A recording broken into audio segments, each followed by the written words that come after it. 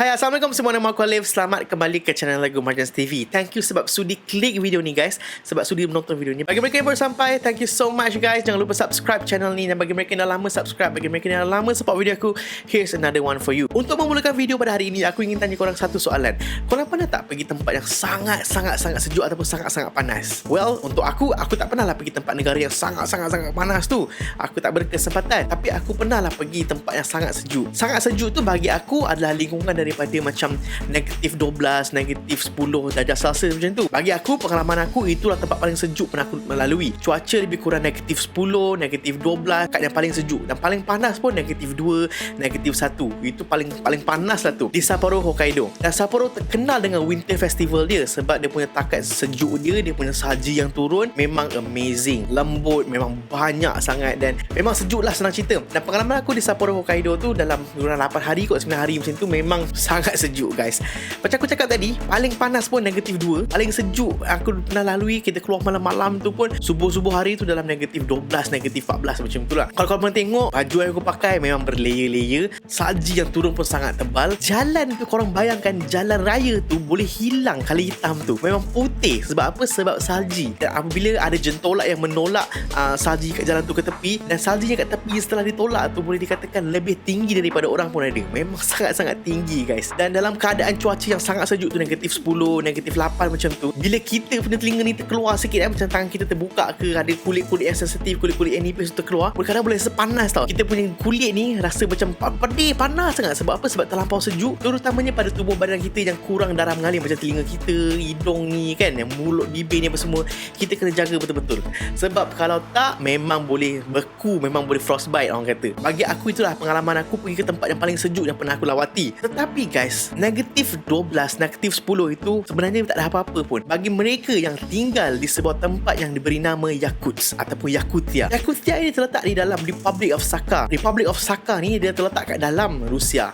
Dia ally dengan Rusia lah. Buat negara yang kecil je, dan dia terletak di utara Siberia. Memang dah paling hujung ke atas tu dah. Dia cuma beberapa kilometer je untuk dekat dengan kutub utara. Dan kawasan Yakutia ni adalah tempat yang paling sejuk di dunia. Specifically tempat yang diberi nama Yakutia tu, tempat tu kecil tu adalah tempat yang paling sejuk di dunia. Dia bukan negara yang paling sejuk kat dunia, tapi adalah kawasan yang ada orang yang paling sejuk di dunia. Itulah tempat dia. Dan dia punya musim sejuk guys, tak ada main-main ni guys. Korang bayangkan, dia orang punya cuaca kat luar ketika musim sejuk, winter dia orang adalah average, purata suhu hari-hari di Yakutia ni, mereka hidup di dalam suhu negatif 50 darjah Celsius. Ya, itu adalah average dia. Dekat situ paling panas pula, paling panas dalam negatif 24, negatif 30, itu dah panas lah tu, dah selesa dah bagi diorang tu.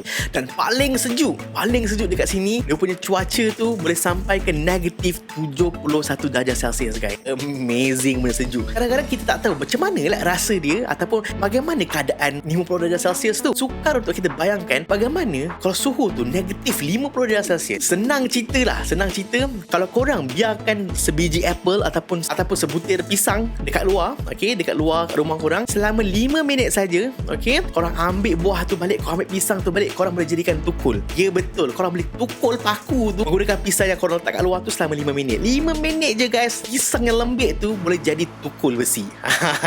Pisang dan settle satu. Kat sini, kat Malaysia, kita selalu nampak orang pakai cermin mata yang frame besi, betul tak? Normal lah, macam ini, yang ni kalau korang boleh tengok, frame ni frame plastik. Ray-Ban ni plastik. Ada yang pakai stainless steel yang nipis, yang titanium, yang senang kata bukan plastik lah sebab lagi ringan dan sebagainya kan. Korang tahu tak kat sana tak boleh pakai? Kalau korang pakai frame besi untuk cermin mata, korang akan sakit. Kenapa guys? Kulit korang ni akan melekat pada besi tu. Kalau korang pakai juga, memang first of all korang tak boleh buka. Korang nak buka, memang korang akan menjerit kesakitan sebab kulit korang dah melekat dengan besi yang begitu sejuk tu. Jadi kat sana memang tak ada orang pun pakai cermin mata yang dibuat daripada besi, stainless steel dan sebagainya. Dan kawasan Yakutia ni punya sejuk pada suatu ketika dulu, pada zaman Stalin. Korang kenal Stalin tak? Stalin tu adalah pemimpin Rusia dulu yang komunis lah, yang mereka membawa ideologi komunis dan sebagainya. Apa yang dilakukan oleh Stalin pada ketika itu adalah jika ada peneraka kepada negara ataupun mereka yang menentang agenda politik Stalin dan sebagainya, hukumannya bukan bunuh, bukan apa, bukan itu, bukan denda, tetapi mereka dihukum untuk di-exile ke Yakutia. Ya, mereka diletakkan, mereka dibuang di kawasan ini, Yakutia ni. Sehelai sepinggang dia tinggalkan mereka dekat kawasan tanah ini, lantak korang nak jadi apa. Dan kebanyakan orang memang tak akan survive. Dan bagi mereka yang survive, mereka lah yang membuka kawasan ini, mereka lah yang buat penempatan. Dan kebanyakan mereka yang tinggal di Yakutia ni ni sekarang ni kebanyakan atuk nenek diorang adalah mereka yang dibuang daripada negara Rusia oleh Stalin kerana dahaka kepada pemerintah dan sebagainya lah. Dan kalau korang tinggal dekat Yakutia ni juga, korang tahu tak, korang tak boleh ada kereta. Bukan kerana tak boleh tau, sebab kalau korang ada kereta, itu adalah satu benda yang sangat-sangat merugikan. Ini kerana winter ataupun musim sejuk di Yakutia ni durationnya sepanjang 6 hingga 7 bulan. Gila, setengah tahun, half of the year is winter.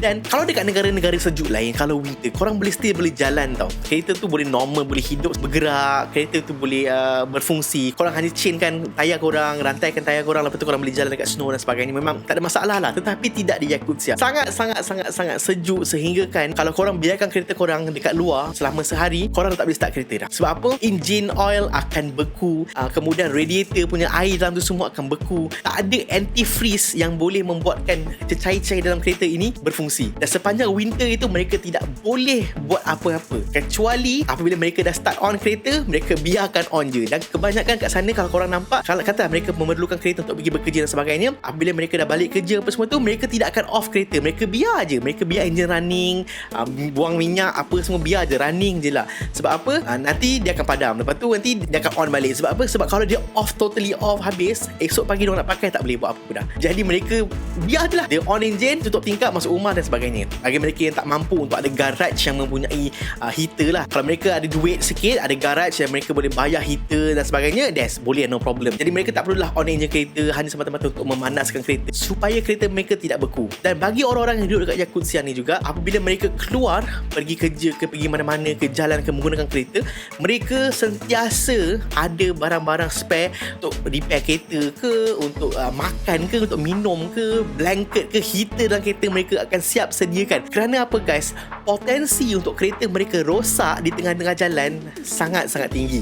Dan apabila kalau rosak dan tak ada bantuan, kalau mereka tinggal dalam kereta tu lebih pada 3 jam, mereka akan mati kesejukan. Punya ekstrimnya cuaca kat sana tu. Dan seterusnya, kalau korang pergi Yakutia dan korang nampak kat luar-luar rumah, dekat flat semua tu, ada tergantung-gantung plastik semua tu, itu semua normal. Sebab apa guys? Itu adalah peti ais natural orang.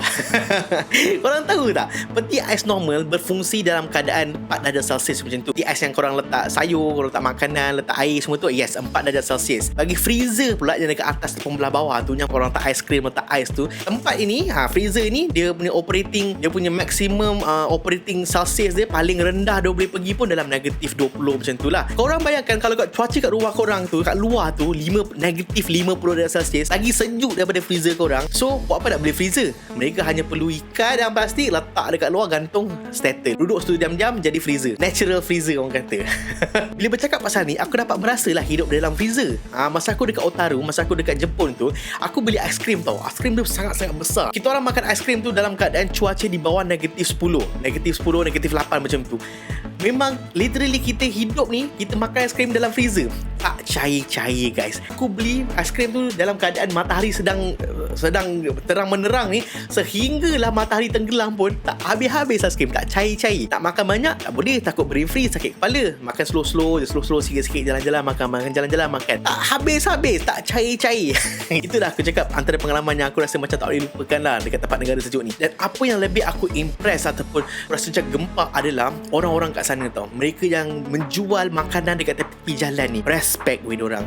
Body dorang ni, badan dorang ni telah dilatih, telah adapt, telah ikut surrounding lah, dalam keadaan sejuk macam tu tau. Kalau kita ni duduk kat situ jual-jual tepi jalan ni, aku rasa boleh mati dah.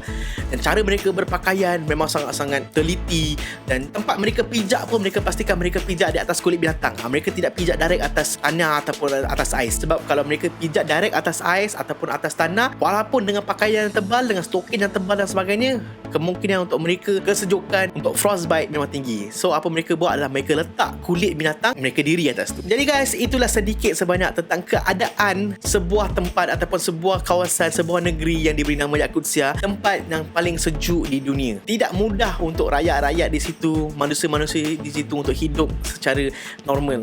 Sepanjang tahun 6 bulan hingga 7 bulan mereka tinggal ataupun hidup di dalam cuaca ataupun suhu yang sangat-sangat ekstrim guys. Mereka memang sangat-sangat cekal dan kuat. Dan bagi mereka yang boleh hidup dekat situ, membuktikan betapa hebatnya Allah Subhanahu Wa Taala boleh mencipta manusia ini yang boleh adapt dalam keadaan sekeliling yang begitu sejuk tu. Kalau nak difikirkan fikirkan memang tak logik. Macam mana manusia boleh survive dalam tempat macam tu dengan tak ada bulu dan sebagainya, right? Mengharapkan baju sejuk je. Setiap manusia yang duduk ada atas muka bumi ini, badan mereka telah dicipta untuk adapt dengan kawasan-kawasan begitu. Bagi mereka yang duduk dekat kawasan-kawasan yang panas, dekat gurun sebagainya, dan mereka punya badan telah dicipta dan telah adapt dan mengikut kesesuaian kawasan itu. Betapa indah, betapa hebatnya ciptaan Allah ini. Kita ni manusia ni boleh adapt dengan keadaan sekeliling. Jadi guys, aku harapkan video ini dapat sedikit sebanyak menambah pengetahuan korang, dapat sedikit ilmu yang bermanfaat. Kalau korang suka, korang boleh share, korang boleh like video ni, kongsi kat kawan-kawan.